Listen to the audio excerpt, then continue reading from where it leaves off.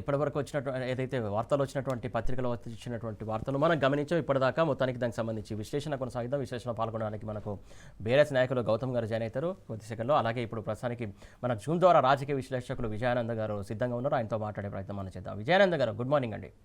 Good morning Vijayanand గారు, ఏదైతే ఆర్థిక వ్యవస్థకు సంబంధించి కాంగ్రెస్ ప్రభుత్వం 22 నెలల పాలనలో దాదాపు మైనస్లోకి వెళ్తున్నటువంటి పరిస్థితి కనబడుతుంది. మొత్తానికి రోజు రోజుకు క్షీణిస్తున్నటువంటి అంశం చూస్తున్నాం. అలాగే దానికి సంబంధించి ఏదైతే చాలా సెక్టార్లకు సంబంధించినటువంటి బకాయిలు పెద్ద ఎత్తున బాకీ ఉన్నటువంటి సందర్భం మనం చూస్తున్నాం. ఈరోజు వచ్చినటువంటి ప్రధాన వార్తలో మెయిన్ బ్యానర్ ఐటమ్ 1.16 లక్షల కోట్లు సంబంధించి బాకీ పడ్డారని చెప్పేసి మనం ఐటమ్ చూస్తున్నాం.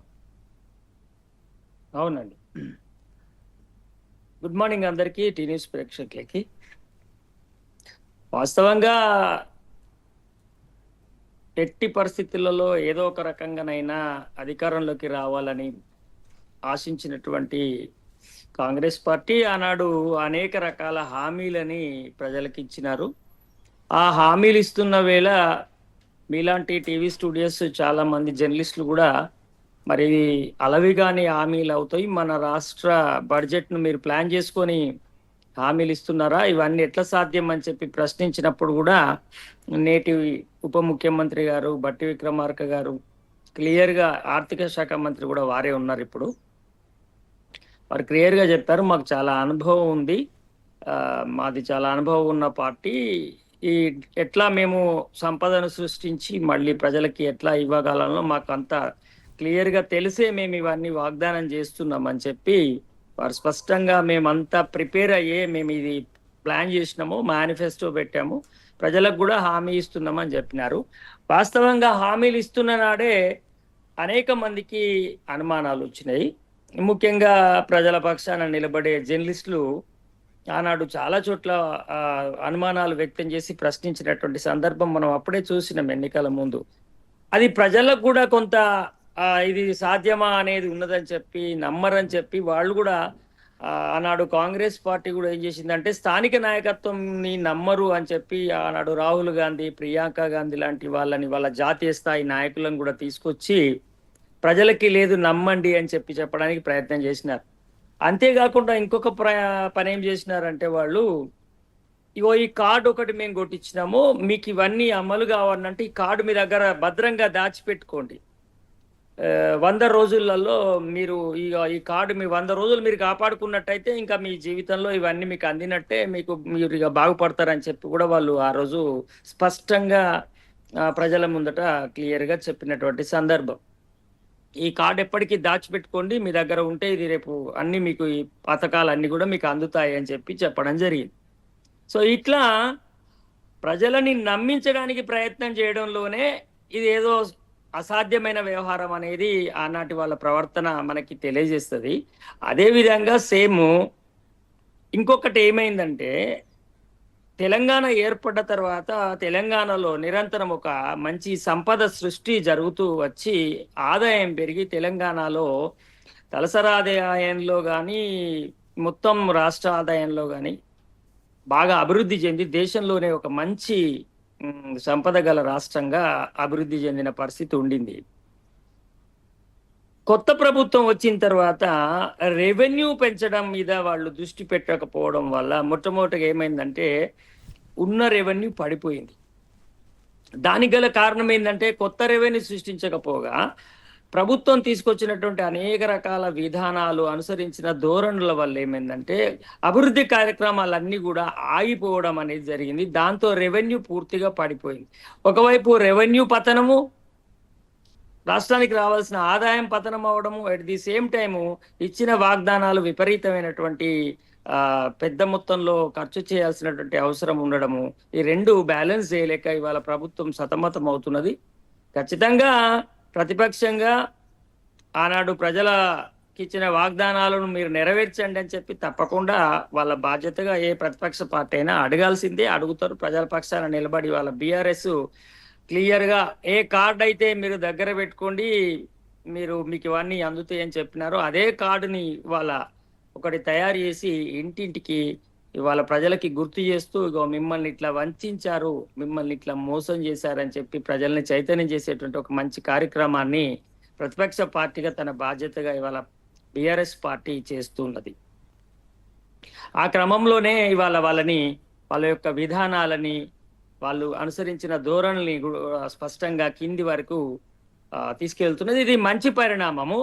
ఎందుకంటే ఇట్లా ఖచ్చితంగా ప్రతి వాగ్దానాన్ని నిలదీసేటువంటి వాతావరణం రావడం సమాజంలో అల్టిమేట్ గా ప్రజలకి మేలు జరిగేటువంటి అంశం అవుతుంది. ఖచ్చితంగా ఇట్లాంటి ఈ ప్రశ్న ఖచ్చితంగా ఉండాలి.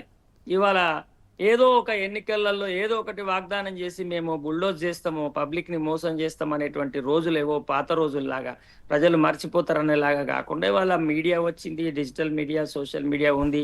ఆ వీడియోస్ అన్ని ఇవాళ ప్రతి పౌరుని యొక్క సెల్ ఫోన్ లో తిరుగుతున్నాయి. అట్ ది సేమ్ టైం అవి గ్యారంటీ కార్డ్స్ ఇచ్చి ఇవాళ ప్రతిపక్షం కూడా ప్రజలను చైతన్యం చేస్తుంది. కాబట్టి రేపు స్థానిక ఎన్నికలలో వాళ్ళు ఆన్సర్ చెప్పాల్సి వస్తుంది. మళ్ళీ ఇంకేవో వాగ్దానాలు పట్టుకొని పోతే పాత వాగ్దానాలు నెరవేర్చినటువంటి వాళ్ళు మీరు మళ్ళా మా దగ్గరికి ఎట్లా వస్తున్నారు అనేటువంటిది అయితే ఖచ్చితంగా ఉంటది. ఆ ప్రశ్న వీళ్ళకి ఎదురవుతుంది. కాబట్టి కొంత కాంగ్రెస్ ఈ విషయంలో డిఫెన్స్ లోనే పడిపోయిందని చెప్పి మనం అయితే విశ్లేషించవచ్చు సార్. సార్ ముఖ్యంగా చూసుకున్నట్లయితే ఒక్కొక్క సెక్టార్కి సంబంధించి కూడా చూసుకున్నట్లయితే దాదాపు ఏదైతే రైతులకు సంబంధించి ముఖ్యంగా రైతులకు ఎగ్గొట్టినటువంటి భరోసా సంబంధించి 19,000 కోట్లు ఇట్లా ఒక్కొక్క సెక్టార్ చూసుకున్నట్లయితే దాదాపు పెద్ద సంఖ్యలోనే ఉన్నది. ఏదైతే చేయూత పింఛన్కి సంబంధించి కూడా పెద్ద ఎత్తున వీళ్ళు హామీ ఇచ్చినటువంటి క్రమంలో 18,000 కోట్లు సార్. దాదాపుగా మనం మొత్తము అన్ని రకాల హామీలు వాళ్ళు ఇచ్చిన గ్యారంటీగా ఇచ్చినటువంటి మేనిఫెస్టో ఒక కమిటీ అని వేసి గౌరవ మంత్రివర్యులు శ్రీధర్ బాబు గారి చైర్మన్షిప్ లో వారు ఒక మేనిఫెస్టో కమిటీ ప్రజలకు సంక్షేమం కోసం ఏం చేస్తే బాగుంటుంది అని చెప్పి వాళ్ళు ప్రత్యేకంగా ఒకటి కమిటీ వేసుకొని ఆ కమిటీ ప్రత్యేకంగా కూర్చొని వాళ్ళు ఒక పెద్ద రిపోర్టు ఆ పార్టీకి ఇచ్చి వాళ్ళు ఇచ్చిన రిపోర్ట్ ఆధారంగా మేము ఈ గ్యారంటీస్ ఇస్తున్నామని చెప్పేసి, అంటే ప్రజలకు క్లియర్ గా వీళ్ళు ప్లాన్డ్ గా చేస్తున్నారు, అన్ని ప్రిపేర్ అయ్యి చేస్తున్నారు, గ్యారంటీగా ఇచ్చే ఆలోచనతో చేస్తున్నారు అనే ఒక నమ్మకాన్ని క్రియేట్ చేసినటువంటి వాళ్ళు ఇమీడియట్ గా అధికారంలోకి వచ్చిన తర్వాత ఏమన్నారంటే లంక బిందెలు ఉంటాయి అనుకున్నాము, అవి దొరకలేదు, చాలా అప్పులు ఉన్నాయి, ఇబ్బంది ఉన్నది, మేము దీన్ని నడపలేకపోతున్నామని బహిరంగంగానే అప్పు కూడా మమ్మల్ని చూస్తే పుట్టే పరిస్థితి లేదని చెప్పి బహిరంగంగా ప్రకటించుకునేటువంటి ఒక చాలా లోయెస్ట్ స్టేజ్కి దిగిపోయి మాట్లాడిన సిచ్యువేషన్ కనబడ్డది. కాంగ్రెస్ పార్టీ పట్ల ప్రజల్లో కొంత ఈ ఎక్స్పెక్టేషన్, అంటే వాళ్ళ బిహేవియర్, వాళ్ళ పూర్వకాలం నుంచి 70 ఏళ్లుగా ఈ దేశాన్ని పాలించినటువంటి రాజకీయ పార్టీ, దాని లక్షణాలు కొంత ప్రజలకి అవగాహన ఉంది. కొంత ఎంతైనా కాంగ్రెస్ అనగానే కొంత ఒక నమ్మకము ఉండదు. కానీ ప్రత్యామ్నాయంగా ఒక 10 ఏళ్ల తర్వాత ఒక పార్టీ ఉండాలనుకున్నప్పుడు ఈ వాగ్దానాలు వీళ్ళు ఇచ్చినటువంటి ఇవన్నీ కూడా సరే ఎంతో కొంత నెరవేరినా మేలు జరుగుతుంది కదా, మనం ఎందుకు పోడగొట్టుకోవాలి, మనకు హక్కే కదా అని చెప్పి ప్రజలు భావిస్తారు. సాధారణంగా సంక్షేమం అందుతుందంటే ఎవరైనా ఎందుకు కాదంటారండి, ఏదో కొంత లాభం జరుగుతుందంటే సరే కానీ అనుకుంటారు. కానీ కొంత కాంగ్రెస్ పార్టీ వాగ్దానాలను నమ్మడం అది ఇబ్బందిగానే ఉంటది ప్రజలకి. అయినప్పటికీ కూడా ఒక అవకాశం ఎందుకు ఇవ్వకూడదని ఇచ్చినారు. ఇచ్చిన తర్వాత వాళ్ళు దాన్ని చేయలే. ఇప్పుడు దాదాపు 1,00,000 కోట్ల పైన ఈ 2 సంవత్సరాల సంక్షేమ పథకాలు వాళ్ళు ఇచ్చిన వాగ్దానాలే బాకీ ఉన్నారు. ఇది ఎట్టి పరిస్థితులలో ఇంకా మొన్న ఎవరో మంత్రివర్యులో ఎవరో ఒకరు వ్యాఖ్యానిస్తూ సారీ మన గౌరవ కోదండరామ్ గారు ఎమ్మెల్సీ గారు వ్యాఖ్యానిస్తూ ఒక మాట అన్నారు, 5 ఏళ్ళ కదా వాళ్ళు వాగ్దానం చేసింది అని చెప్పి, 2 ఏళ్ళు అయింది కదా అని. ఒక రకంగా వాస్తవంగా 5 ఏళ్ళకి ఇచ్చిన, కానీ అందులో క్లియర్ గా వాళ్ళు ఏం చెప్పినారు, 100 రోజులలోనే మేము పూర్తి చేస్తామని చెప్పినారు. 100 రోజులలో పూర్తి చేయకపోగా 2 ఏళ్లకే ఇన్ని 1,00,000 కోట్ల రూపాయలు ఇవాళ ప్రజలకి బాకీ పడ్డ వాళ్ళు. రేపు ఇక ఇది పెరుగుతుంది. మీకు ఒక విషయము, దురదృష్టకరమైనటువంటి విషయం, బాధాకరమైన విషయం గుర్తు చేయాల్సింది ఏంటంటే, నిన్నటి నుంచో ఇవాటి నుంచో ఈ రాష్ట్రంలో పేద ప్రజలకు జీవనాడిగా ఉన్న, ఆపద వస్తే అనారోగ్యం అయితే ఇవాళ ఒక ఆధారంగా ఉన్న ఆరోగ్యశ్రీ కూడా బంద్ అయిపోయిందండి. అది కూడా ఇవాళ లేకుండా అయిపోయింది ప్రజలకి. ఎందుకంటే ప్రైవేట్ హాస్పిటల్స్ ఇప్పటివరకు ఇచ్చినటువంటి సేవలు 14,000 కోట్ల రూపాయలు ఈ ప్రభుత్వం వాళ్ళకు బాకీ పడ్డది. ఇవాళ మనం ప్రజలకు చెల్లించాల్సిన బాకీల గురించి 1,00,000 కోట్ల పైన ఉన్నాయి అని చెప్పి మాట్లాడుకుంటున్నాము. అవి కాదు, ప్రభుత్వ ఆర్టీసీకి ఎంత బాకీ పడ్డది, ప్రైవేటు విద్యా సంస్థలకి ఎన్ని లక్షల కోట్ల వేల కోట్ల రూపాయలు బాకీ ఉంది, ఇవాళ రైట్ సార్, ఆరోగ్యశ్రీ అన్ని పథకానికి విషయాలకు సంబంధించి డీటెయిల్గా మనం చర్చించుకుందాం. బీఆర్ఎస్ నాయకులు గౌతమ్ గారు మనకు జనయర్ స్టూడియోలో. నమస్తే అండి గౌతమ్ గారు. ప్రధానంగా చూస్తున్నాం బ్యానర్ ఐటమ్ మనకి నమస్తే తెలంగాణలో ఏదైతే బకాయి పడ్డాకు సంబంధించినటువంటి కాంగ్రెస్ ప్రభుత్వం ఇప్పటి వరకు ఎన్ని లక్షల కోట్లు పెండింగ్ బిల్లులు ఉన్నాయి, ఏదైతే అన్ని సెక్టర్లకు సంబంధించి క్లియర్ కట్గా మనం చూస్తున్నాం. ఇంత పెద్ద ఎత్తున బకాయి ఉండడం ఏంటి అసలు? ఈరోజు కాంగ్రెస్ పార్టీ అధికారంలోకి వచ్చిన తర్వాత ప్రజా సంక్షేమాన్ని ఏదైతే మేము విస్తృతంగా తీసుకెళ్తాం ప్రజల్లోకి, వాళ్ళకి అన్ని రకాల సౌకర్యాల్ని మేము సమకూరుస్తాం, సంక్షేమ కార్యక్రమాలు నిర్వహిస్తామని చెప్పేసి ఆనాడు ఏదైతే చెప్పుకొచ్చిన మాట ఉందో, ఆ తర్వాత ప్రాక్టీస్లోకి వచ్చిన తర్వాత వాళ్ళు ఒక్కటంటే ఒక్క మాట నిలబెట్టుకునే దాంట్లో లేరు. ఆ రోజు కేసీఆర్ గారు ఈ తెలంగాణ రాష్ట్ర పరిస్థితి ఏంది, ఆర్థిక పరిస్థితి ఏంది, స్థితిగతులు ఏంది, ఏ సెక్టార్కు మనం కేటాయించాలి, ఏ సెక్టార్కు కేటాయిస్తే ప్రజలకు ప్రయోజనకరంగా ఉంటుంది, వాళ్ళ సంక్షేమాన్ని మరింత మెరుగ్గా తీసుకుపోవడానికి ఏ విధంగా ఉంటుందని చెప్పేసి, ఎంత బాగుంటుందని చెప్పేసి తను ఏదైతే ఒక దార్శనికతతో ఆలోచించారో దానికి భిన్నంగా మేము ఎక్కువ ఇస్తామని చెప్పేసి ఇష్టం వచ్చినట్లు సంక్షేమ పథకాలు ఇచ్చి నోటుకు ఎట్లా వస్తే అట్లా మాట్లాడి ప్రాక్టీస్లోకి వచ్చిన తర్వాత వాళ్ళు అవన్నీ మర్చిపోతున్న పరిస్థితి. అది ప్రజలకు బకాయిలు లక్షల కోట్ల రూపాయలు బకాయిలు పడ్డ పరిస్థితి. ఏమంటున్నారు వాళ్ళు? ఈరోజు మా దగ్గర డబ్బులు లేవని చెప్పేసి మాట్లాడుతున్నారు. డబ్బులు లేని సంగతి ఆ రోజే తెలుసు. మొత్తం మీడియా వాళ్ళు అడిగినారు, మొత్తం సోషల్ మీడియాలో చర్చ జరిగింది, బయట మెయిన్ స్ట్రీమ్ మీడియాలో చర్చ జరిగింది. మరి ఆర్థిక పరిస్థితి బాగాలేదు కదా, మీరు మరి టీఆర్ఎస్ ప్రభుత్వం మీద మీరు లక్షల కోట్ల రూపాయలు అప్పులు చేసినారని మాట్లాడుతున్నారు కదా, మరి ఇక్కడి నుంచి వస్తాయి అని చెప్పేసి మాట్లాడితే, ఆర్థిక స్థితిగతిని పరిపుష్టి చేయడం మాకు బాగా తెలుసు, మాకు పరిపాలన అనుభవం ఉంది, మేము అన్ని రకాలుగా చూసుకోగలుగుతాము అని చెప్పేసి కళ్ళబొల్లి మాటలు చెప్పి, అదేవిధంగా 8 లక్షల కోట్ల రూపాయలు 10 లక్షల కోట్ల రూపాయలు అప్పులు చేసింది బీఆర్ఎస్ అని చెప్పేసి అబద్ధాలు చెప్పి ఇష్టం వాటన్నిటిని కూడా ఆ 10 లక్షల కోట్ల రూపాయలు కూడా మేము మొత్తం తీరుస్తాము, ప్రజలకు అన్ని రకాల సౌకర్యాలని సమకూరుస్తామని చెప్పేసి చెప్పిన మాటలు ఎక్కడికి పోయినాయి? ఈ కాంగ్రెస్ పార్టీ అధికారంలోకి రాకన్నా ముందు ప్రతి ఛానల్లో కూర్చొని ఆర్థిక పరిపుష్టి ఉంది అంటే అనడానికి ఇదేనా నిదర్శనం? ప్రధానంగా ఏదైతే అన్ని సెక్టార్లను నాశనం భ్రష్టు పట్టించడం అనుకో, వాళ్ళు భ్రష్టు పట్టించడమే వాళ్ళ ప్రధాన ధ్యేయం. ఉన్న కాస్తో కూస్తో వాళ్ళు దండుకోవడానికి సిద్ధపడ్డారు. ఇప్పుడు కాంట్రాక్టర్ల బిల్లులు కావచ్చు, లేకపోతే గ్రామాలలో ఇప్పుడే పడకేసిన వ్యవస్థ కావచ్చు, అన్నీ మొత్తం సర్పంచుల దగ్గర నుంచి చిన్న చిన్న కాంట్రాక్టర్ల నుంచి పెద్ద కాంట్రాక్టర్ల దాకా మొత్తం ఆగిపోయింది. దీని వలన ఏమైంది? ఒకటి, ఈ బిల్లులు ఆగిపోవడం మన కాంట్రాక్టర్లకి. రెండోది, హైడ్రా పేరుతోని కుప్పకూలుస్తున్న పరిస్థితి. హైదరాబాద్ సిటీ లాంటి ఒక అభివృద్ధిని ఒక ర్యాపిడ్గా కేసీఆర్ గారి హయాంలో ఒక ర్యాపిడ్గా ముందుకెళ్తున్న సందర్భంలో దాన్ని మొత్తం కుదేలు చేసిన పరిస్థితి, కుప్పేసిన పరిస్థితి. మీరు ఏ రకంగా ఈ ఆర్థిక పరిపుష్టిని ముందుకు తీసుకెళ్ళడానికి, లేదా ఈరోజు జిఎస్టీ చూడండి మనది ఏ స్థాయిలో ఉందో.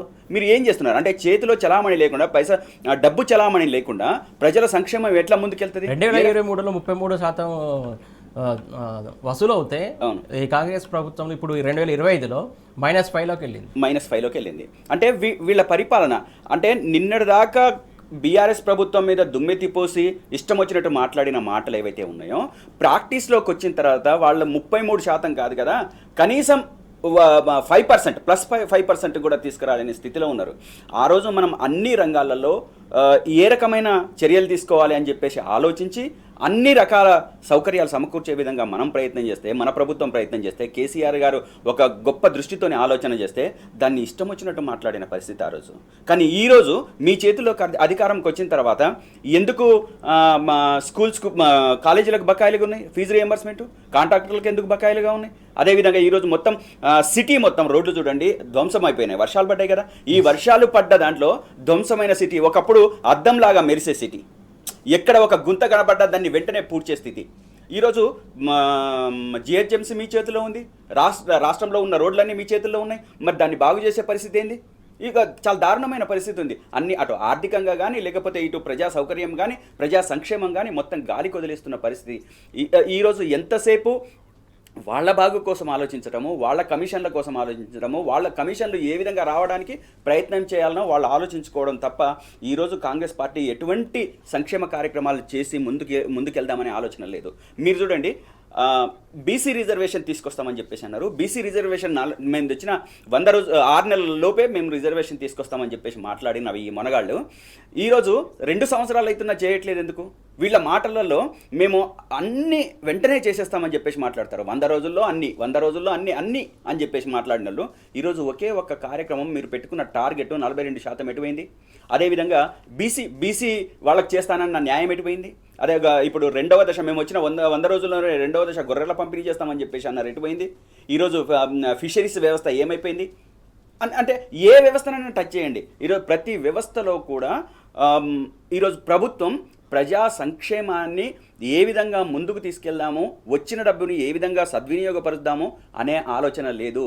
ఈరోజు ఎక్కడికక్కడ వాళ్ళు ఎవరికైనా ఏదన్నా పని అడిగితే లిటరల్గా నేను ఒక కాలేజ్ ఒక మేనేజ్మెంట్ నాకు లిటరల్గా మాట్లాడితే మేము కూర్చొని మాట్లాడుకుంటుంటే ఆనాడు కేసీఆర్ గారు మొత్తం పరిపాలన అంతా ఒక దూరదృష్టితో చూసిన సందర్భం ఆనాటిదైతే ఈరోజు చిన్న పని, ఒక కాలేజ్ పని, ఒక స్కూల్ పని కోసం పోతే ₹1,00,000 టేబుల్ కింద పెడితేనే పని అవుతున్న పరిస్థితి ఉంది ప్రసాద్ గారు అని చెప్పేసి మాట్లాడిన స్థితి.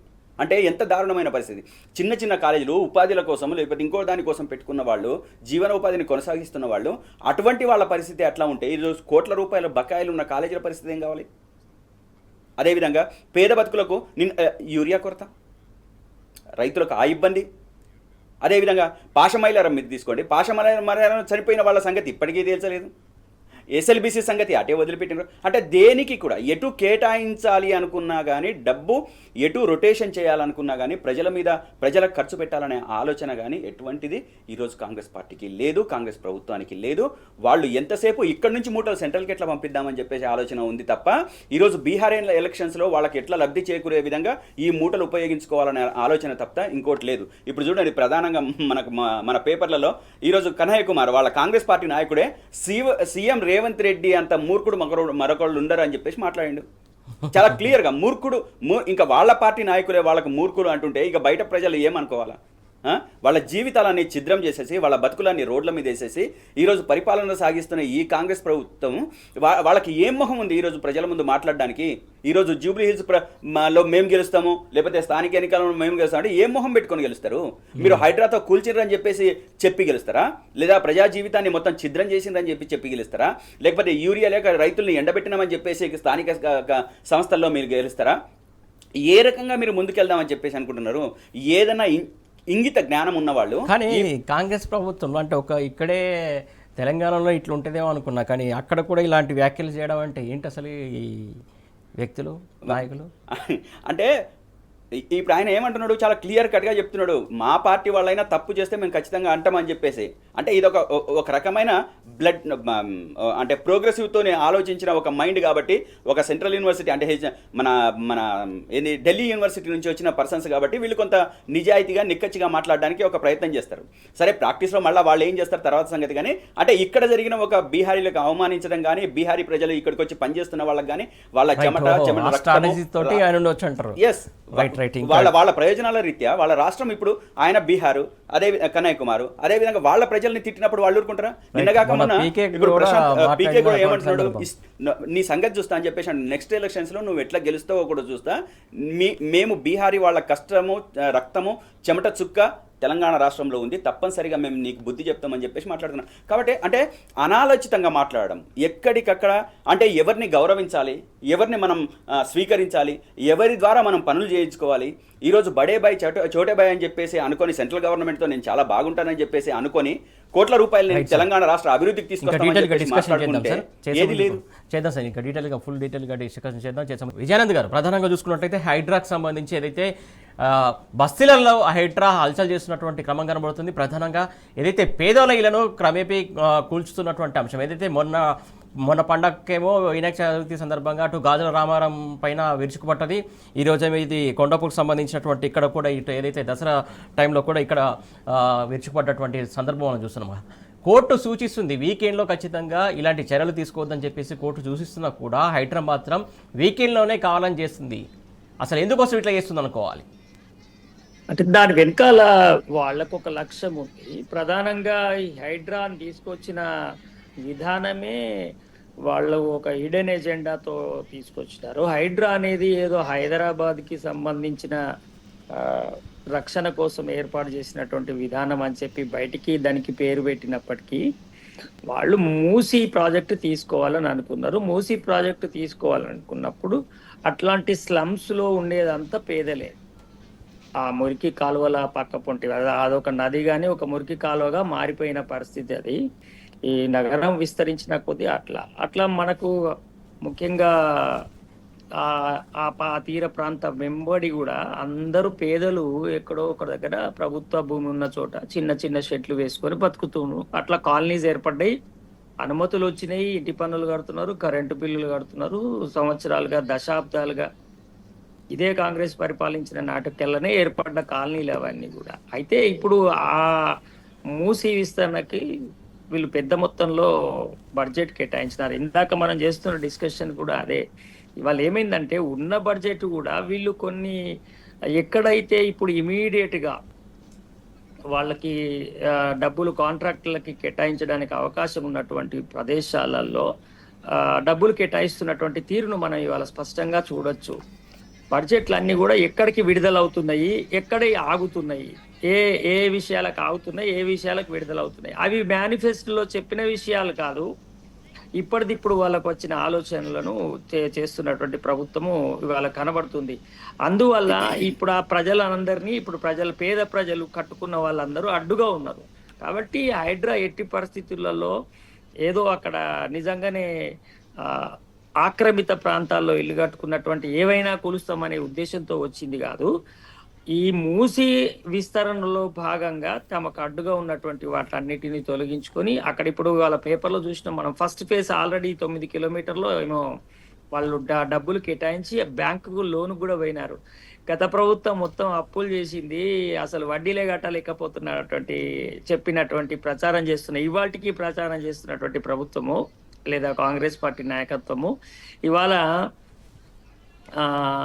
ఏషియన్ బ్యాంక్ దగ్గరికి వెళ్ళి ఇప్పుడు 4,000 కోట్ల రూపాయలు అప్పు తెచ్చి మరీ మూసిని ఇవాళ సుందరీకరణకు, అది కూడా దానిలో ఏది సాగునీరో తాగునీరో వచ్చే ప్రాజెక్ట్ కాదు. హైదరాబాదుకు సాగునీరు ఫ్రీగా ఇస్తే అది వృధా ఖర్చు అని చెప్పి మొన్న కామెంట్ చేసిన ముఖ్యమంత్రి గారు ఇవాళ సుందరీకరణకి అని చెప్పి, అది కూడా ప్రైవేట్ పబ్లిక్ రిలేషన్షిప్ లో చేసేటువంటి సుందరీకరణ అని చెప్పేసి ఇవాళ అందులో చాలా పెద్ద మొత్తంలో బడ్జెట్లు కేటాయిస్తున్నటువంటి పరిస్థితులు మనకి కనబడుతున్నాయి. అంటే మనకి విజయరాజు గారు వీళ్ళు ఇక్కడ ఉంటున్నటువంటి ఏదైతే కొండపూర్ సంబంధించి పరిసర ప్రాంతాలకు సంబంధించి 60 ఏళ్ళుగా వాళ్ళు అక్కడ నివాసం ఉంటున్నాం అని చెప్పేసి అక్కడ బాధితులు చెప్తున్నటువంటి సందర్భం. 60 ఏళ్ళుగా ఉంటున్నా కూడా వాళ్ళకి అక్కడ హక్కు ఉండదా ఉండడానికి? ఇప్పుడు మనం గమనిస్తే క్లియర్ గా కనబడేది ఏంటంటే, నేను మీరు ఆ ప్రశ్న వేసినా నేను దాన్ని కాదని నేను అసలు ఈ విషయాన్ని ఎందుకు చెప్తున్నా అంటే, ఇవాళ వాళ్ళకి పేదల జీవితాలు చిన్నవి, అనార్గనైజ్డ్ గా ఉంటారు. వాళ్ళని కూల్చినా వాళ్ళు ఏడ్చి మొత్తుకొని ఇంత చేతులు అందిన మట్టి మీద పోసి శాపనార్థం పెట్టడం తప్ప వాళ్ళు ఏం చేయలేరు అనే విషయం ప్రభుత్వానికి తెలుసు. ఇవాళ అధికారంలో ఉన్నాం, మనం బలంలో ఉన్నాం, ఈ పేదలు మనల్ని ఏం చేయగలుగుతారనే అది అధికారంలోకి వచ్చిన వాళ్ళకి అందరికీ వచ్చేటువంటి అదే ఆ ప్రవర్తన ఉంటది, అది చేస్తున్నారు. పేదల ఇల్లు అది కూడా ఇక్కడ ఇంకొకటి ఏంటంటే క్లియర్ గా కనబడేది ఏంటంటే, చట్టం అనేది ఎట్టి పరిస్థితులలో ఇక్కడ నడవదు అనేది కూడా ఇప్పుడు క్లియర్ గా మనకి ప్రవర్తనలో కనబడుతున్నది. కోర్టు పదే పదే హాలిడేస్ లో, ఈ సాటర్డే సండేస్ లో ఎట్టి పరిస్థితుల్లో కూల్చొద్దంటే కరెక్ట్ గా ఆ డేస్ లోనే వెళ్ళి వితౌట్ నోటీసు, ఒకవైపు మేము నోటీస్ ఇచ్చే కులుస్తాం, పేదల ఇళ్ళు ముట్టమని చెప్పినటువంటి ప్రకటన చేసినటువంటి నాయకత్వం కూడా వాటిని పేరుకు మాత్రమే ప్రకటనలుగా ఉంచి వాస్తవంలో మొత్తం పేదల ఇళ్ళన్ని కూల్చి పారేస్తున్నారు. వాళ్ళ ఆహాకారాలు చేస్తున్నారు, మొత్తుకుంటున్నారు. ఇంకో బాధాకరమైన విషయం ఏంటంటే, ఇవంతా ఎందుకు చేస్తున్నారు అంటే మళ్ళీ మేము పేదల కోసమే చేస్తామనే ఒక ప్రకటన చేస్తున్నారు. ఇందిరమ్మ ఇళ్ళు ఒక్కటి కూడా కట్టకున్నా కానీ పాత ఇండ్లను ఇంకా కేటాయింపులు చేయడంలో కూడా ఇంకా వీళ్ళు 2 ఏళ్ళు కూడా ఇంకా కంప్లీట్ కేటాయింపులు చేయలేదు. కట్టి ఉన్న ఇండ్లను కేటాయింపులు చేయడంలో కూడా ఇంకా పూర్తి స్థాయిలో కంప్లీట్ అవ్వలేదు. వాళ్ళు ఎక్కడో ఒక దగ్గర ప్రభుత్వ భూమిని ఆక్రమించుకొని ఆల్రెడీ గత మీరు అంటున్నట్టు 30 ఏళ్ళుగా 20 ఏళ్ళుగా అక్కడ నివాసం ఉంటున్నప్పుడు వాళ్ళకు పర్మిషన్స్ ఇచ్చిన వాళ్ళు బాగానే ఉన్నారు. ఇన్ని రోజులు ట్యాక్సెస్ కడితే తీసుకున్నటువంటి ప్రభుత్వం అధికారులు బాగానే ఉన్నారు. ఇవాళ వాళ్ళకి తినే అన్నంలో మట్టి పోసి ఒక ఇల్లును మొత్తం సార్, ఇప్పుడు మనకి ఒక భారతదేశంలో ఎట్లా ఉంటదంటే తాత్విక చింతన, ఒక చెట్టు మీద పెట్టిన ఒక పిట్టగూడును తీయరు సార్, పాపం దాక్తుంది అని చెప్పి ఒక చెట్టు మీద పెట్టిన పిట్టగూడును తీయడానికి కూడా వాళ్ళు చాలా జంకుతారు. అది అది అయిపోయినాడే పోతుంది, అట్లా ముట్టకూడదని. అట్లాంటిది పిల్ల పాపలతో జీవిస్తున్న ఇళ్లనే ఇవాళ బుల్డోజర్లను పెట్టి కూలగొడుతున్నటువంటి పరిస్థితి ఉంది. ఇవాళ సుప్రీంకోర్టు న్యాయమూర్తి గవాయి గారు ఉత్తరప్రదేశ్ను ఉద్దేశించి బుల్డోజ్ రాజును ఉద్దేశించి మాట్లాడుతూ చాలా కీలకమైన వ్యాఖ్యలు కూడా చేశారు. చట్టాన్ని అమలు చేయకపోతే దాని పరిణామాలు ఎట్లా ఉంటాయి సమాజం మీద అని చాలా వారు కీలకమైన వ్యాఖ్యలు చేసినారు. అది ఇవాళ తెలంగాణలో కూడా పూర్తి బుల్డోజ్ రాజ్యం తీసుకొచ్చినారు. ఇవాళ బలహీనులుగా ఉన్నటువంటి పేదల ఇళ్లను కూల్చి పారేసి ఇవాళ అభివృద్ధి కార్యక్రమం పేరు మీద అక్కడ పెద్ద మొత్తంలో బడ్జెట్లు కేటాయించుకొని దాన్ని సొమ్ము చేసుకునేటువంటి ఒక పెద్ద కార్యక్రమం సాగుతుంది. దీని వెనకాల ఆ పేదల జీవితాలు ఛిద్రం అయిపోతాయి. అందుకనే ఇప్పుడు మీరు చూస్తే ఇవాళ అందరూ ఆ హైదరాబాదితులందరూ కూడా ఇవాళ ప్రతిపక్ష పార్టీల విజయానంద్ గారు మీ దగ్గరకు వస్తే ఒక నిమిషం అండి. గౌతమ్ గారు, ప్రధానంగా ఏదైతే ఇక్కడ ఇంకొక అంశం, ముఖ్యమైన అంశం చూసుకోవాలి హైడ్రాకి సంబంధించి. ఏదైతే ఇందిరమ్మ ఇచ్చిన భూములట అవి 60 ఏళ్ల క్రితం, ఆ భూములనే హైడ్రా ఇప్పుడు ఇందిరమ్మ రాజ్యంలోనే కాంగ్రెస్ ప్రభుత్వ హయాంలోనే ఆ ఇళ్లను కూల్చడం ఏంటి అసలు? ఒక పెద్దవాడి ఇక్కడ చూస్తున్న క్లియర్ కట్గా కన్నీరు పెట్టుకుంటూ ఏదైతే వాళ్ళ ఫాదర్కి పిల్లలు కాకుండా ఆపరేషన్ చేయించుకున్నప్పుడు చేసుకుంటే ఇందిరమ్మ ఆ భూములు ఇచ్చిందంట. చూడండి ఎంత దయనీయమైన పరిస్థితి. ఆనాడు కాంగ్రెస్ పార్టీ నుంచే ఇందిరాగాంధీ ఇచ్చిన భూములనే ఈరోజు మీరు లాక్కుంటున్నారని అంటే ఎంత దారుణమైన పరిస్థితిలో మీరు ఉన్నారు, ఎంత దారుణంగా మీరు ఆలోచిస్తున్నారు, ప్రజల పట్ల మీకు ఏం చిత్తశుద్ధి ఉన్నదని నేను ఖచ్చితంగా మాట్లాడదలుచుకున్నా. నేను ఇందాక అంటే ఈ రకంగా వాళ్ళ జీవితాలని ధ్వంసం చేయడమే కాకుండా ఒక చిన్న పిల్లవాడు అసలు ఎవరు చెప్పలేదు, ఎవరు మాట్లాడలేదు, ఆయన దగ్గర ఒక యూట్యూబర్ వాళ్ళు చెప్తే ఏ రకంగా మాట్లాడుతున్నాడో చూడండి ఒక్కసారి వింటాం. బతుకమ్మ అని హాలిడేస్ ఇచ్చారు 15 days, కానీ వీళ్ళు కరెక్ట్ బతుకమ్మ పండుగ రోజు వచ్చారు. కరెక్ట్ మేము ఆడుకోవాలన్నా లేకపోతే ఇది చూడాలన్నా? ఇప్పుడు మా బతుకు ఇప్పుడు రోడ్డు మీద అయింది, మేము ఏడ వండుకోవాలి? నీళ్ళు స్నానం చేయడానికి, తినడానికి ఏం తిండి లేదు. మేము ఇప్పుడు ఏడా బతకాలి? రేవంత్ రెడ్డి ఇంట్లో పోయి వండుకోవాలన్నా? రేవంత్ రెడ్డి మాకు చీరలు ఇస్తామన్నాడు, అయిననే కట్టుకోమన్నాడు. మేము చచ్చిపోయినప్పుడు మా మీద ఏమో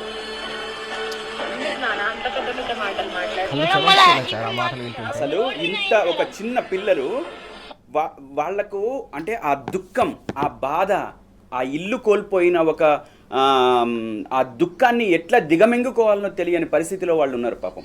ఒకవైపు వాళ్ళ నాన్న బియ్యం తేవడానికి పోయినట, బియ్యం అన్ని పోగొట్టేసిరట, ఆ ఇల్లు కూలగొట్టేసిరట, వాళ్ళకి తినడానికి తిండి కూడా లేదట. అంటే రేవంత్ రెడ్డి గారు ఆనాడు ఏదైతే మాట్లాడినరో ఆ చిన్న పిల్లవాడు విని మాట్లాడుతున్నాడు ఈరోజు. ఇది ఎవరో చెప్పి ఈ రకంగా మాట్లాడమని చెప్పింది కాదు, స్వయంగా చెప్తున్నాడు. మేమేం మాటలు వింటుంటే కళ్ళలో నీళ్ళు వస్తున్న పరిస్థితి. ఇంత దారుణంగా వ్యవహరిస్తుంటే ఇక ఈ ప్రభుత్వానికి ఏమనాలా? జనరల్గా అంటే ప్రజల పట్ల మనకు సానుభూతి, దయ, కరుణ అనేది ఏం లేదా? సంక్షేమం గాలికి వదిలేసినావు పక్కన పెట్టు, కనీసం జాలి దయ కూడా లేదా ఈ ప్రభుత్వానికి? కనీసం వాళ్ళకు ఒక హెచ్చరిక చేయటము. అదేవిధంగా 60 ఏళ్ల క్రితం ఇచ్చిన భూముల్ని లాక్కునే హక్కు ఈ ప్రభుత్వానికి ఎక్కడిది? ఈ ప్రభుత్వం వాటికి పట్టాలు ఇచ్చేసి పక్కన పెట్టాలి, వాళ్ళకి ఇంకా జీవనోపాధిని కల్పించాలి. కానీ వాటిని లాక్కొచ్చి వాళ్ళని జీవితాన్ని రోడ్ల మీదకి తీసుకురావడం ఎవరిచ్చారు హక్కు? రాజ్యాంగం ఇచ్చిందా? అదైతే సార్ 36 ఎకరాలు, ఆ 36 ఎకరాలు ఎవరి కోసం, దేనికోసం అని అక్కడ ఖాళీ చేపిస్తారు? అదే ఇప్పుడు చిన్న జీవితాలు, ఆ 36 ఎకరాలకు సంబంధించిన వాటిని ప్రజలకు ఇవ్వడానికి నీకేంటి అంత బాధ? ఇప్పుడు ఫ్యూచర్ సిటీ పేరుతోని వేల కోట్ల రూపాయలు దండుకోవడానికి ప్రయత్నం చేస్తున్నావు. అదేవిధంగా సరే నువ్వు మూసీ నదిని సుందరీకరించాలని చెప్పేసి అనుకుంటున్నావు, మరి చిన్నవాళ్ళ ఇళ్ళే కనబడుతున్నాయా? పేదవాళ్ళ ఇల్లే కనబడుతున్నాయా? పొట్ట చేతున పట్టుకున్న వాళ్ళ ఇల్లే కనబడుతున్నాయా? పని చేస్తే తప్ప జీవితాలు గడవని వాళ్ళ బతుకులే నీకు కనబడుతున్నాయా? వాళ్ళ ఇల్లే కనబడుతున్నాయా? మరి ఆదిత్య కన్స్ట్రక్షన్ ఈరోజు మూసీ నడి నట్టనడిలో కడుతున్నారు కదా, మరి దాని విషయం ఎందుకు మాట్లాడట్లేదు? మీ అన్న తిరుపతి రెడ్డి ఇల్లు దుర్గం చెరువులో ఉంది, మరి దాని గురించి ఎందుకు మాట్లాడట్లేదు? అది నీ గురువుది అక్కడ గండిపేటలో ఎన్టీఆర్ ట్రస్ట్ ఎడ్యుకేషన్ ఉంది, ఇన్స్టిట్యూట్ ఉంది, దాన్ని ఎందుకు టచ్ చేయట్లేదు? మరి రామోజీరావు ఫిలిం సిటీలో 3 చెరువులు ఆక్యుపై అని చెప్పేసి అన్నారు, దాన్ని ఎందుకు టచ్ చేయట్లేదు? ఫాతిమా కాలేజీలో ఇప్పుడు ఓవైసీ గారి ఉన్నాయి, ఇది ఓపెన్గానే అందరి మధ్య చర్చ జరుగుతుంది, మరి దానికి ఎందుకు టచ్ చేయట్లేదు? అంటే మీకు ముడుపులు ముట్టినాయా? వీళ్ళందరి దగ్గర నుంచి మీకు అన్ని ముడుపులు ముట్టినాయి కాబట్టి వాళ్ళకి ఏమీ అనకుండా నీకు ప్రత్యర్థిగా ఉన్న నాగార్జునది అయితే మేము కూలగొడతాము, ఎందుకంటే ఒక పెద్ద ఆయన కూలగొట్టినామని చెప్పడానికి. మరి వీళ్ళందరూ ఆదిత్య కన్స్ట్రక్షన్ వాళ్ళు ఏం కావాలా, మరి తిరుపతి రెడ్డి ఏం కావాలా, వాళ్ళందరూ సుఖంగా ఉండాలి, సంతోషంగా ఉండాలి. వాళ్ళ మీద ఎందుకు నీ బుల్డోజర్లు పోవట్లేదు, ఎందుకు నీవు దాని పట్ల టచ్ చేయట్లేదు? అంటే ఎవరి ప్రయోజనం కొనసాగుతుంది? ఒకవైపేమో రాష్ట్ర ఆర్థిక పరిస్థితి మొత్తం అధోగతి అయిపోయింది, ఏం బాగాలేదు అని చెప్పేసి మాట్లాడి నన్ను రేవంత్ రెడ్డి గారు, ముఖ్యమంత్రి గారు, ఆ ప్రభుత్వం దగ్గర ఒక నయా పైస లేదు, మీరు కొట్టినా చంపినా కోసుక తిన్నా డబ్బులు లేవని చెప్పేసి మాట్లాడిరే. మరి 1,50,000 కోట్ల రూపాయల కాంట్రాక్టులు ఈరోజు మూసి పేరుతో ఎక్కడి నుంచి తీసుకొస్తారు? ఏ రకంగా తీసుకొస్తారు? అంటే దాంట్లో నుంచి కమిషన్లు వస్తాయి కాబట్టి. అదేవిధంగా ఫ్యూచర్ సిటీకి 35,000 కోట్ల రూపాయలు కేటాయిస్తామని చెప్పేసి అంటున్నారు కదా, అవి ఎక్కడి నుంచి వస్తాయి? అంటే మీకు దాంట్లో కమిషన్లు వస్తాయి. అంటే పేదల వాళ్ళ దగ్గర నుంచి మీకు ఏం రావు కాబట్టి మీరు వాళ్ళని ఎట్లా పడితే అట్లా చేస్తారు, వాళ్ళ జీవితాలని ధ్వంసం చేసేస్తారు, వాళ్ళ బతుకుల్ని ఆగం చేసేస్తారు. అంటే తెలంగాణ సోయి లేని మనిషి, తెలంగాణ ప్రజల పట్ల ఒక స్వార్థం ఉండాలి. నా తెలంగాణ రాష్ట్రాన్ని నేను బాగు చేసుకోవడం కోసం, నా ప్రజల్ని సుఖశాంతులతో ఉంచడం కోసం, నేను సంక్షేమాన్ని మరింత మెరుగుపరచడం కోసం వాళ్ళకి ఇంకా మనం ఏం చేయాలి? ఇక్కడున్న ఇల్లుని తీసేస్తున్నప్పుడు నేను ఇంకో ప్రత్యామ్నాయం చూపెట్టాలి కదా, చూపెట్టి ఆ తర్వాత వాళ్ళని తీయాలి కదా. వాళ్ళకి నష్టపరిహారం ఇచ్చో వాళ్ళకి అన్ని రకాలకు ఆదుకున్న తర్వాత అక్కడ గూడు తీయాలి కదా. ఆ గూడుని తీసే ముందు కూడా ఆలోచించకుండా, వాళ్ళకు ఒక ప్రత్యామ్నాయం చూపెట్టకుండా వాళ్ళ జీవితాలని నాశనం చేసే రైటు ఎవరిచ్చిండ్రు? ఈరోజు రాజ్యాంగబద్ధంగానే మనం మాట్లాడుకున్నా నువ్వు నేను అనుకున్న దాని ప్రకారం కాదు. ఒక వ్యక్తికి గూడు కోల్పోతే ఖచ్చితంగా గూడు ఇవ్వాల్సిన బాధ్యత ఉంది, ఒక భూమి కోల్పోతే ఖచ్చితంగా భూమి ఇవ్వాల్సిన బాధ్యత ఉంది. 12 ఏళ్ళు అయితేనే ఒక కబ్జా భూమిని ఈరోజు ప్రభుత్వం కోర్టులు వాళ్ళే అని చెప్పేసి మాట్లాడుతున్నారు. 12 ఏళ్ళు గడిచిన తర్వాత ఈరోజు 60 సంవత్సరాల నుంచి ప్రభుత్వం అంటే ఇదేనా సార్? ఇదే అంటే వాళ్ళ ఇల్లు కూల్చడము, వాళ్ళని ధ్వంసం చేయడము, వాళ్ళ జీవితాలని నాశనం చేయడము, ఇదే ప్రజాపాలన, ప్రజా సంక్షేమం. కాంగ్రెస్ పార్టీ ఆ రోజు చెప్పింది కూడా ఇదే అనుకొని వచ్చినట్టుంది. అంటే వాళ్ళని బాగు చేద్దాము అంటే నిన్నటిదాకా ప్రజలు ఏమనుకున్నారంటే ప్రజాపాలన వస్తుంది, మా ప్రభుత్వం వస్తుంది అని చెప్పేసి ఏదైతే వీళ్ళు భ్రమలు కల్పించారో ఆ భ్రమల్లో ఉన్న ప్రజల పాపం నిజమనే కావచ్చు. ఈరోజు 5,000 వస్తున్నాయి కదా, రేపు 10,000 వస్తాయి, ఈరోజు 2,000 వస్తున్నాయి కదా, రేపు 4,000 వస్తాయి. ప్రజలకు పెడతానంటే ఆశ ఉంటుంది కదా ఎవరికైనా. మన దగ్గర నుంచి సఫిషియెంట్గా ఆ రోజు టీఆర్ఎస్ ప్రభుత్వం అన్నీ ఇచ్చి ఇంకా కొంచెం 4 రూపాయలు ఎక్కువ వస్తాయని చెప్పేసి ప్రజలు ఆలోచించిరేమో, కొంత భ్రమపడ్డారేమో. కానీ అదే ప్రభుత్వం, అదే పార్టీ అధికారంలోకి వచ్చిన తర్వాత ఎవరైతే వాళ్ళకు ఓటు వేసినారో ఆ ఓట్లు వేసిన వాళ్ళ జీవితాలనే ధ్వంసం చేస్తున్నారు. పట్టపగలు నడి బజార్లో వాళ్ళ భవిష్యత్తుని నాశనం చేస్తున్న పరిస్థితి ఉంది. కాబట్టి ఈరోజు మేము చెప్తున్నాం, మేము బీఆర్ఎస్ పార్టీగా ఒకటే చెప్తున్నాం, ఈ ప్రభుత్వానికి అందరి లెక్కలు తేలుస్తాం, మేము అధికారంలోకి వస్తాం. నెక్స్ట్ మీ అందరి లెక్కలు ఈ మూసీ నది పేరుతో జరుగుతున్న దోపిడీ కావచ్చు, అదేవిధంగా ఫ్యూచర్ సిటీ పేరుతో జరుగుతున్న దోపిడీ కావచ్చు, పేద ప్రజల జీవితాలని ధ్వంసం చేస్తున్న స్థితిలో నీకు లాభం అవుతున్న తెలుస్తాం. మొత్తానికి ఏదైతే ప్రజాపాలన కాదు, ఇది ప్రజల వ్యతిరేక పాలన కాంగ్రెస్ పార్టీ చేస్తుందని చెప్పేసి గౌతమ్ గారు ఆరోపిస్తున్నటువంటి అంశం. విజయానంద్ గారు, స్థానిక సంస్థలకు సంబంధించి ఎన్నికలకు సంబంధించి ఎన్నో సందేహాలు, ఎన్నో ప్రశ్నలు ఉత్పన్నమవుతున్నటువంటి సందర్భం, ఈ ప్రశ్నలకు ఉత్పన్నాలకి సంబంధించి సమాధానాలు దొరుకుతాయి ఇప్పుడు? అసలు ఇప్పుడు చాలా కన్ఫ్యూజన్ లో పడేసిండ్రు. ఇప్పుడు అది ఒక అంటే డైవర్షన్ పాలిటిక్స్ కోసం అని చెప్పి ఇంకా ఏదో ఒకటి చేయాలి, కొంత ఏదో ప్రజలని దృష్టి మరలించాలి, అసలు విషయాలు చర్చకు రాకుండా చేయాలనేటువంటి ఒక ప్రధాన లక్ష్యంతో చిత్తశుద్ధి లేనటువంటి ఒక విధానాన్ని పట్టుకొచ్చి బీసీ రిజర్వేషన్స్ పెంపు అనేది ఒకటి పట్టుకొచ్చిండ్రు. ఆ బీసీల పట్ల ఆ పార్టీకి ఉండేటువంటి వైఖరి ఏమిటి, ఇన్నేళ్ల చరిత్ర ఏం చెప్తుంది అనేది మనకు ప్రజలందరి ముందట ఉన్నటువంటి సత్యము. దాన్ని వదిలిపెట్టి వాళ్ళ తీసుకొస్తామని చెప్పి అది మొత్తం కూడా చట్టానికి అవతల దాన్ని నిర్మాణం చేసారు. అది చట్ట పరిధిలో ఫిక్స్ కాదు, ఎక్కడ కూడా కాదు. కనుక ఏమవుతుంది, కేవలం తాత్సారం అవుతుంది. ఆ తాత్సారం కావడము ప్రధానంగా అవసరం. వాళ్ళు వాగ్దానం చేసింది స్థానిక ఎన్నికలలోనే దాన్ని మేము తీసుకొస్తామని. స్థానిక ఎన్నికలు ఇప్పుడు నిర్వహించే పరిస్థితి అసలు లేదు.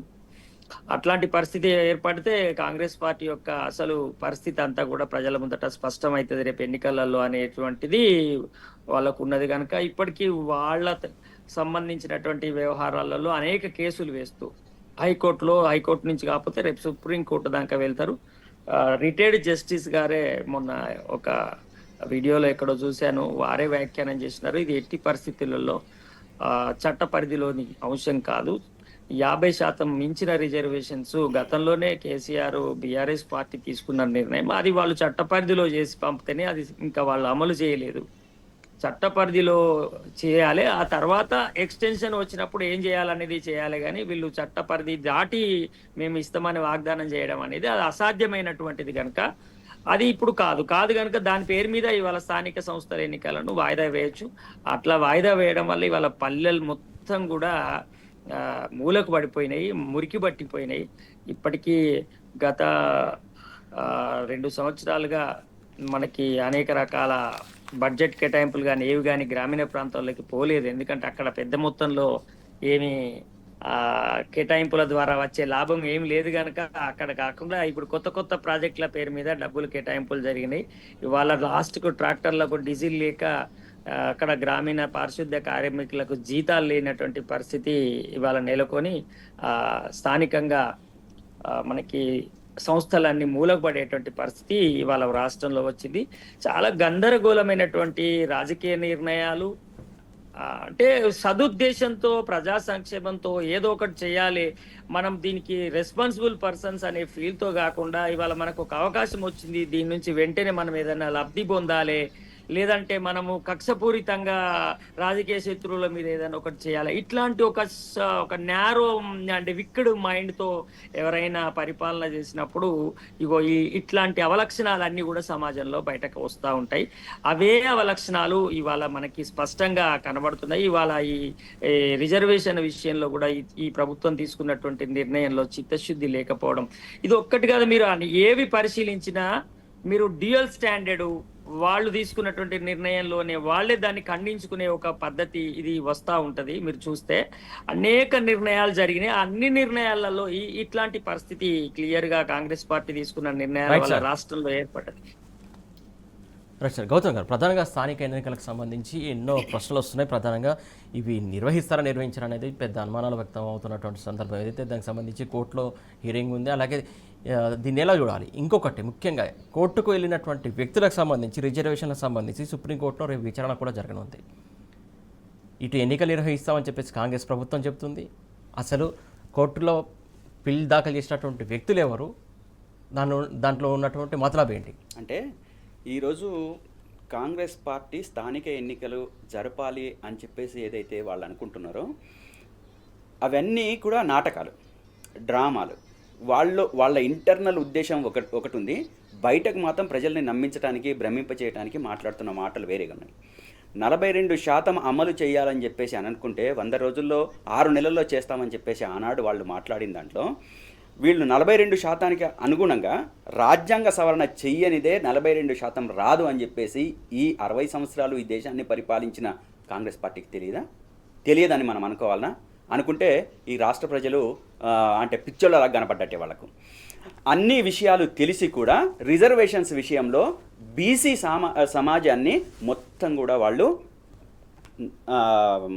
మోసం చేసిన పరిస్థితి. దాంట్లో భాగంగానే వీళ్ళు 42% అని చెప్పేసి ఆ రాజ్యాంగ ప్రక్రియను కొనసాగించకుండా ఎంతసేపు కేసీఆర్ గారు ఆ రోజు 23% తగ్గించిండ్రు, 23% తగ్గించిండ్రు అని చెప్పేసి మాట్లాడుతున్నారు. 23% తగ్గించిండ్రా? 61.78% పెంచడానికి ప్రయత్నం చేసిండ్రా? ఈ చర్చ వచ్చినప్పుడు ఇదే కాంగ్రెస్ పార్టీ సర్పంచుల వాళ్ళతోని కోర్టులలో కేసులు వేయించి ఆ 61.78% 23% తగ్గించింది కాంగ్రెస్ పార్టీ కదా ఆ రోజు. దాంట్లో భాగంగానే 50% మించి రిజర్వేషన్స్ ఉండొద్దని చెప్పేసి సుప్రీంకోర్టు చెప్పిన తర్వాత ఆ రోజు మా బీఆర్ఎస్ ప్రభుత్వం వెనకడిగేసింది. కోర్టు తీర్పు వచ్చిన తర్వాత ఈ కోర్టు తీర్పుని కూడా చూసి అన్ని విషయాలు వాళ్ళ లెక్కలోకి వచ్చిన తర్వాత కూడా మనం రాజ్యాంగపరమైన ప్రక్రియ నేను సెంట్రల్తో బాగున్నానని చెప్పేసి అనుకున్నప్పుడు రాజ్యాంగపరమైన ప్రక్రియ నువ్వు మొదలు పెట్టాలనా, లేకపోతే గాలిలో కత్తి తిప్పినట్టు ఇష్టం వచ్చినట్టు చేస్తే ఎట్లా? కాదు కదా. ఈరోజు నువ్వు చేయాల్సిన పని ఒక రకంగా ఉంది, నువ్వు చేస్తున్న పని ఇంకొక రకంగా ఉంది. అంటే ఎక్కడ కూడా కాంగ్రెస్ పార్టీకి చిత్తశుద్ధి లేదు.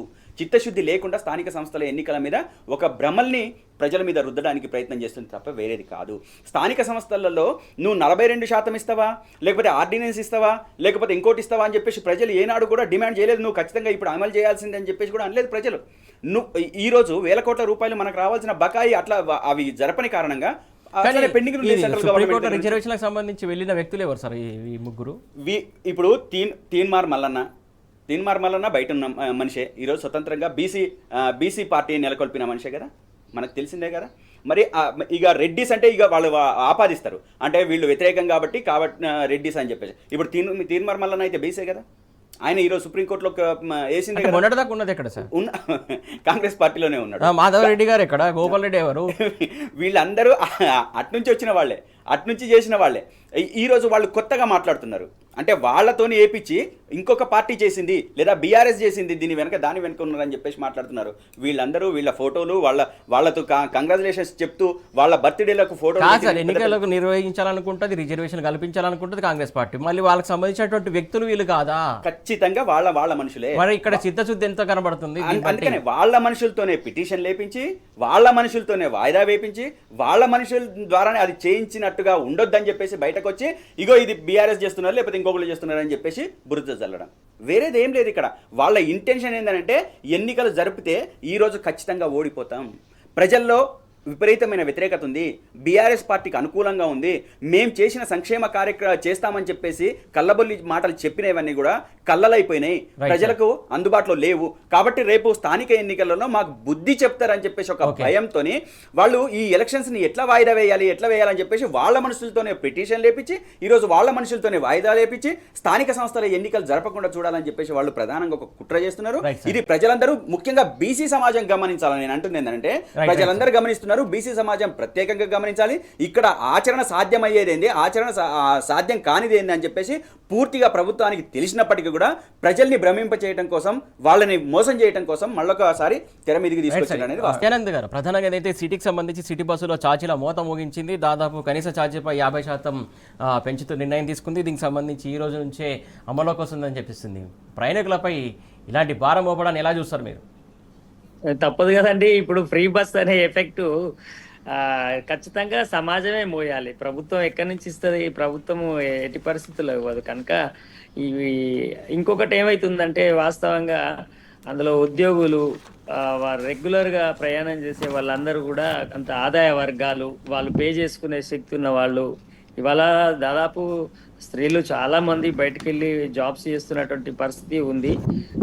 ప్రతి వాళ్ళు పొద్దున్న లేసి ప్రయాణం చేసి ఎక్కడో ఒక దగ్గర ఉద్యోగంలో పార్ట్ టైం ఫుల్ టైమ్గా చేస్తున్నారు. అట్లా ఆదాయ వర్గాలన్నీ కూడా ఫ్రీ బస్సుని మహిళలుగా పొందుతున్నప్పుడు దాని మూల్యం అంతా ఎవరు చెల్లించాలి? మళ్ళీ సమాజమే చెల్లించాలి. కాబట్టి ఏం చేస్తున్నారు, ఇవాళ డబల్ మూత. ఇంకొకటి కూడా ప్రజలందరూ మొత్తుకుంటున్న విషయం ఏంటంటే, ఇవాళ కరెంటు బిల్లులు కూడా దాని మీద చర్చ జరుగుతలేదు, ఎక్కడ ఏర్పడకుండా విపరీతంగా పవర్ ఛార్జెస్ కూడా పెరిగినాయి సార్, విపరీతంగా. ఆ స్లాబ్స్ అవి రకరకాల పేర్ల మీద ఏదో ఒకటి వేస్తున్నారు, దానిలో కరెంటు బిల్లులు కూడా విపరీతంగా పెరిగిపోతున్నాయి. ప్రధానంగా ఈ ఆర్టీసీ ముఖ్యంగా పురుషులకి చాలా రకాల ఇబ్బంది. ఇప్పుడు వాళ్ళు అంత డబుల్ ఛార్జెస్ పెట్టి రేపు ప్రయాణిస్తున్నా సీటు దొరకనటువంటి పరిస్థితి ఉంది. మొత్తము మహిళలతో ఆక్యుపై అయినటువంటి బస్సులు, అవి కూడా ఏమవుతుందంటే ఎక్కువగా పబ్లిక్ ట్రాన్స్పోర్ట్ ఉన్న ఏరియాలో తగినన్ని బస్సులు కూడా కేటాయించలేకపోతున్నారు. ఎందుకంటే అక్కడ ఫ్రీ మనం ఎక్కువగా ఇవ్వాల్సి వస్తుందని బస్సులు షార్టేజ్ చేస్తున్నారు. దీనివల్ల ఏమవుతుందంటే ప్రజలకు విపరీతమైనటువంటి అసౌకర్యం ఏర్పడుతుంది. అందుకనే ఏదైనా ఒకటి ప్రజల కోసం మంచి చేసినప్పుడు అక్కడ నుంచి పాజిటివ్ రిజల్ట్ వస్తుంది. కానీ ఇక్కడ ఏమైంది, ఫ్రీ బస్సును మొదటి నుంచి కూడా ప్రజలే వ్యతిరేకిస్తున్నటువంటి పరిస్థితి ఉంది. కొన్నిసార్లు ప్రభుత్వాలు తీసుకునే నిర్ణయాలు ఏమైతాయంటే నెగటివ్ రిజల్ట్స్ ఇస్తాయి. వీటిని పరిశీలించుకొని పునరాలోచించుకొని మార్పులు చేర్పులు చేసుకుంటే బాగుంటుంది. అట్లా కాకుండా అదేదో మేము చేసినాం కాబట్టి ప్రిస్టేజ్గా పోతామనంటే ఏమవుతుందంటే వాళ్ళ ప్రజల మీద భారం మోపినటువంటి ఈ వ్యతిరేకతను కూడా ఈ ప్రభుత్వం తప్పకుండా ఎదుర్కోవాల్సి వస్తుంది. ఈ రేపు దీనికి ప్రధానంగా ప్రతి ఒక్క సామాన్యుడు ఎఫెక్ట్ అయ్యేటువంటి విషయం కనుక దీనికి తప్పకుండా మూల్యము చెల్లించుకునే పరిస్థితి అయితే ఉంటుంది. సార్ గౌతమ్ గారు, ప్రధానంగా ఏదైతే సిటీ బస్సులకు సంబంధించి ఛార్జీల మోత ముగిస్తున్నారో దీనిపైన అంటే ఇదైతే ఒక స్టాప్ నెక్స్ట్ స్టాప్కి సంబంధించి కూడా 5 రూపాయలు 10 రూపాయల చొప్పున పెంచారు. అంటే ప్రజలకు సంబంధించి ఇలా మోతలు ఏంది అసలు? అంటే కాంగ్రెస్ ప్రభుత్వానికి ప్రజలకు ఏ విధంగా ఉపయోగపడదామనే దానికి కాకుండా ప్రజలకు ఏ విధంగా ఇబ్బంది పెడదామనే దానికోసమే అధికారంలోకి వచ్చినట్టుగా కనపడుతుంది. ఒకదాని తర్వాత ఒకటి మనం గమనిస్తూ ఉంటే ఈరోజు సిటీ బస్సులలో ఛార్జీల మోత కొన్ని లక్షల మంది ప్రయాణం చేస్తున్నారు. ఈరోజు సుమారు 26 లక్షల మంది ప్రయాణం చేస్తుంటే దాంట్లో 16 లక్షల మంది మహిళలు ఉన్నారు, 10 లక్షల మంది టికెట్ కొనుక్కొని ప్రయాణిస్తున్న వాళ్ళు ఉన్నారు. వాళ్ళ మీద ఈరోజు పూర్తిగా వేల కోట్ల రూపాయల భారం పడుతూ ఉంది. ఒక్కొక్కళ్ళ మీద 400 నుంచి 500 రూపాయల భారం పడుతున్న పరిస్థితి ఈరోజు రాష్ట్రంలో ఉంది. అంటే సంక్షేమం అని చెప్పేసి మాట్లాడి, ఉచిత బస్సు అని చెప్పేసి మాట్లాడి, ఉచితంగా నేను ఇస్తున్నామని చెప్పేసి మాట్లాడి, ఎవరికి ఉచితం ఇవ్వాలనో ఎవరికి ఉచితం ఇవ్వద్దు అని చెప్పేసి కనీసం ఒక బైఫర్గేషన్ కూడా చేయకుండా ఇష్టం వచ్చినప్పుడు అమలు చేయటం వలన ఈరోజు ఆర్టీసీ నష్టాల్లో కూరుకుపోయింది, నష్టపోతున్న పరిస్థితి. అంతకుముందు ఫ్రీక్వెంట్గా బస్సులు పంపిస్తామని చెప్పిన వాళ్ళు కాలం గడిచిన కొద్దీ ఈరోజు గంటకు 2 గంటలకు కూడా బస్సులు రాని పరిస్థితి, ఈరోజు మహిళలు మొత్తుకుంటున్న పరిస్థితి. ఈ మహిళలలో కూడా చాలామంది మాట్లాడుకుంటున్నారు, వాళ్ళు మేము ఉద్యోగం చేసుకుంటున్నాము, ఎంతో కొంత మేము బస్ టికెట్ కొనుక్కోగలిగే స్థితిలో ఉన్నాము, కానీ ఈ దాన్ని ఫ్రీ ఇవ్వడం వలన ఇదంతా ఆర్టీసీకి నష్టము, ప్రభుత్వానికి నష్టం కదా అని చెప్పి సామాన్య జనం మాట్లాడుకుంటున్నారు. మనం కాదు, రాజకీయ నాయకులు మాట్లాడుకునే మాటలు కాదు, సామాన్య జనం మాట్లాడుకుంటున్నారు. ఆ రోజు కేసీఆర్ గారు వ్యవసాయాన్ని స్థిరీకరణ చేయడం కోసం రైతు బంధు అందరికీ వర్తింపజేస్తే అట్లా ఇచ్చిండ్రు ఇట్లా ఇచ్చిండ్రు అని చెప్పేసి, భూములు ఉన్నోళ్లకు లేనోళ్లకు ఇట్లా ఇచ్చిండ్రు అని చెప్పేసి మాట్లాడిన ఇవే నోళ్ళు వాళ్ళ బతుకులు బాగు అయిన తర్వాత కూడా ఈరోజు నువ్వు ఎవరికి ఇవ్వాలనో తెలియని పరిస్థితిలో ఉన్నావు. ఉచిత బస్సు ఎవరికి పెట్టుకోగలిగిన స్థితి ఉన్నవాళ్ళు ఉన్నారు, పెట్టుకోలేని స్థితి వాళ్ళు ఉన్నారు. వాళ్ళకు ఏ రకంగా బైఫర్గేషన్ చేసి ఆర్టీసీని లాభాలకు తీసుకురావాలనే ఆలోచన లేదా?